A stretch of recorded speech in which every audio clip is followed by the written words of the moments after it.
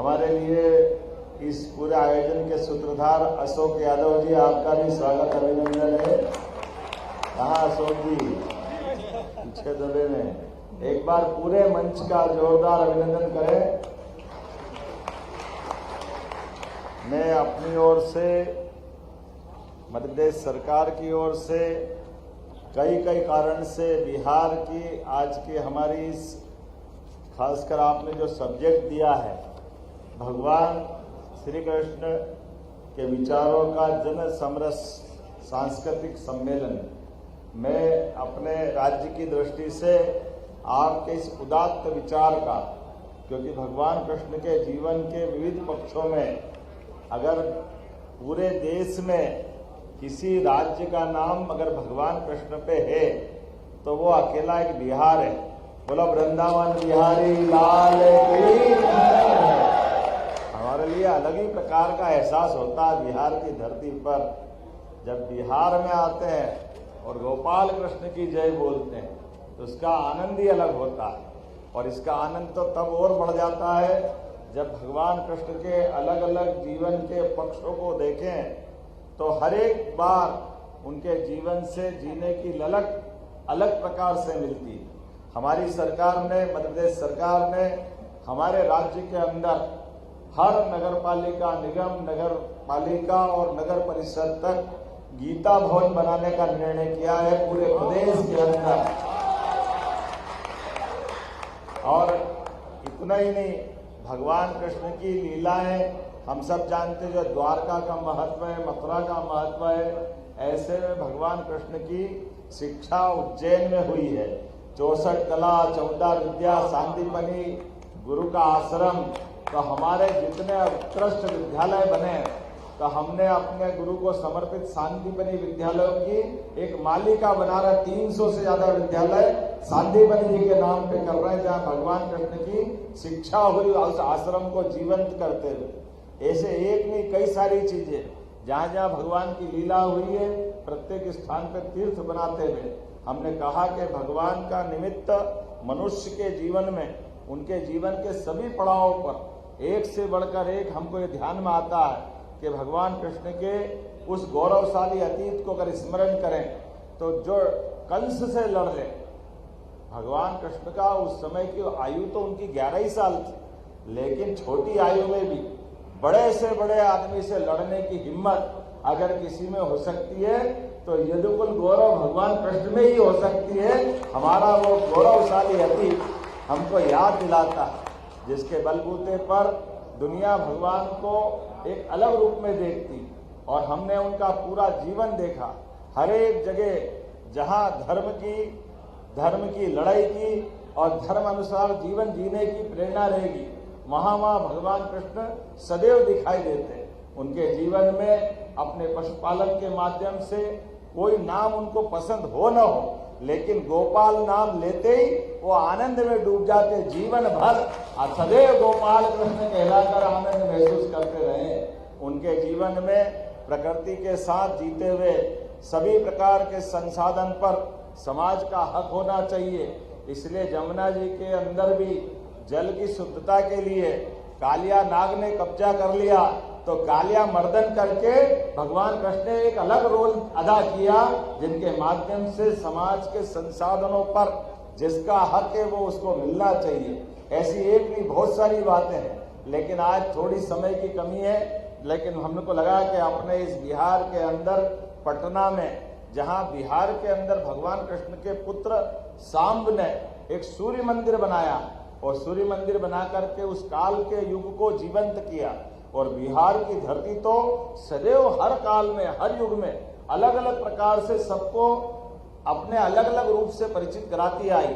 भगवान बुद्ध का वो बौद्ध काल याद करें, भगवान जैन समाज के हमारे 23 तीर्थंकर शिखर जी से अपना शरीर की यात्रा पूरी करके उसको जीवंत रूप उनने दिया है। चाहे वो चाणक्य का समय हो या शिक्षा के नालंदा तक्षशिला का काल हो, हर काल में बिहार ने पूरे देश का ध्यान आकर्षित किया है। और पुराने महाजनपद काल में, चाहे वो सम्राट अशोक का काल हो, अशोक के काल में भी उज्जैनी अर्थात महाजनपद के 2 स्थान, एक पटना जिसको पाटलिपुत्र कहते हैं, एक अवंतिका उज्जैनी। तो यहाँ का उस समय के विराट भारत के स्वरूप में वहाँ युवराज बैठते थे और यहाँ सम्राट बैठते थे। तो हमारा वो काल का संबंध है। और एक संबंध और है जिसको हम आपकी भोजपुरी भाषा से जोड़ते हैं। ये राजा भोज भी अतीत के काल में अपने परिवार सहित इस बिहार की धरती पे आए, इसलिए भोजपुरी थोड़ी यहाँ की थोड़ी हमारे वहाँ की है। ये मिला जुला रूप है, इसका आनंद भी है।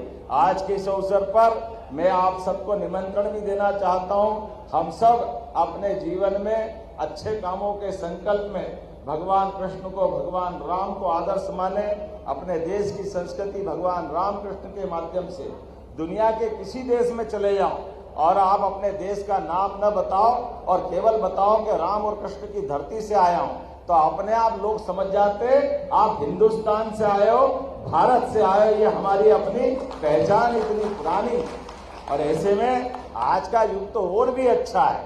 हमने सबने देखा सुप्रीम कोर्ट के निर्णय के बाद जब हमारे भगवान राम अयोध्या में मुस्कुरा रहे हैं तो वो आनंद हम सब महसूस करें। एक बार जोरदार जयकारा लगाए, जय जय श्री राम। सुप्रीम कोर्ट के निर्णय के बाद अगर अयोध्या का धाम आनंद से भगवान राम मुस्कुरा रहे हैं तो जमुना जी का कृष्ण कन्हैया सबकी आंखों का तारा, मथुरा वाले ने क्या बिगाड़ा, वो भी आनंद आना चाहिए कि नहीं आना चाहिए। तो हम चाहेंगे, परमात्मा चाहेगा, न्यायालय चाहेगा तो हमारे अपने माननीय मोदी जी के शासनकाल में शासन के लिए न्यायालय के निर्णय के बाद, जैसे कि आपने देखा है भगवान राम के निर्णय का पालन पूरी तरह सुप्रीम कोर्ट के आधार पर न केवल धूमधाम से अयोध्या में प्राण प्रतिष्ठा तक भूमि पूजन से लगाकर हमारे लिए सौभाग्य की बात है। यशस्वी प्रधानमंत्री स्वयं आप खुद गए और अपने सुप्रीम कोर्ट के निर्णय का पालन कराया। यह हमारी और हमारे अपने वर्तमान के भारत सरकार के शासन की दृष्टि है। शासन का मतलब ही है सभी वर्गों का ध्यान रखें। शासन का मतलब है सभी प्रकार की कल्याणकारी योजनाओं को जारी रखें। शासन का मतलब है सबका साथ, सबका विकास, सबका विश्वास, सबका प्रयास। ये बोलने का नहीं, करके दिखाने का। तो जोरदार अभिनंदन करें यशस्वी प्रधानमंत्री नरेंद्र मोदी जी का भी, जिसके कारण से हम और आप सब मिलकर के उनके कार्यकाल में ऐसे कई कारण से मैं उनको और धन्यवाद इस नाते से भी देता हूं कि हमारे जैसे लोग जिनके परिवार में कोई विधायक नहीं, कोई सांसद नहीं, मंत्री का तो सवाल ही नहीं और मुख्यमंत्री की तो सोच नहीं सकते थे, लेकिन अपने एक ऐसे सामान्य कार्यकर्ता को अपने इतने बड़े सूबे के मुख्यमंत्री की जवाबदारी अगर दी है तो केवल वो हमारी अपने यशस्वी प्रधानमंत्री का आशीर्वाद हो सकता है और उनके माध्यम से हम और आप सारी बात कर सकते हैं। आइए हम सब इस भाव को समझते हुए आज के भगवान कृष्ण के इस गणतांत्रिक समय में, लोकतांत्रिक समय में इस भावना को भी समझे और ऐसी सारी व्यवस्थाओं में सुव्यवस्था कैसे स्थापित कर सकते हैं, अच्छे कामों को कैसे बढ़ा सकते हैं। एक तरफ लोकतंत्र के अंदर ऐसे गरीब से गरीब आदमी, सामान्य आदमी भी बड़े से बड़े पद पर पहुंच सकते हैं। यही तो प्रजातंत्र का सबसे बड़ा अधिकार है। मुझे इस बात की प्रसन्नता है हम में से कई सारे लोग इसी धारा से निकल कर आए और इसी कारण से भारत दुनिया का सबसे बड़ा लोकतांत्रिक देश बना है। आइए हम सब मिलकर के आज की इस भावना में खास करके भगवान के माध्यम से भी हम प्रजातंत्र के उन सूत्रों को पकड़े, उन सूत्रों के माध्यम से हमारे लोकतंत्र को गौरवान्वित करने वाले अवसरों को ढूंढे। हम सब मिलकर के एक बार जयकारा लगाएंगे, बोले गोपाल कृष्ण भगवान की। और मैं आपसे इसी के साथ विदाई देना चाहूंगा, समय की थोड़ी कमी है। मेरे साथ माननीय हंसराज जी भाई साहब भी है, राम कृपाल जी है, माननीय नंदकिशोर जी है, हमारे मंत्री छत्तीसगढ़ माननीय हरिनारायण यादव जी, हमारे वरिष्ठ नेता चौरसिया जी। मैं अगला कोई मौका आएगा तो और विस्तार से बात करूंगा। अपनी बात को यहीं विराम करता हूं। बोलिए भारत माता की, भारत माता की। बहुत बहुत धन्यवाद।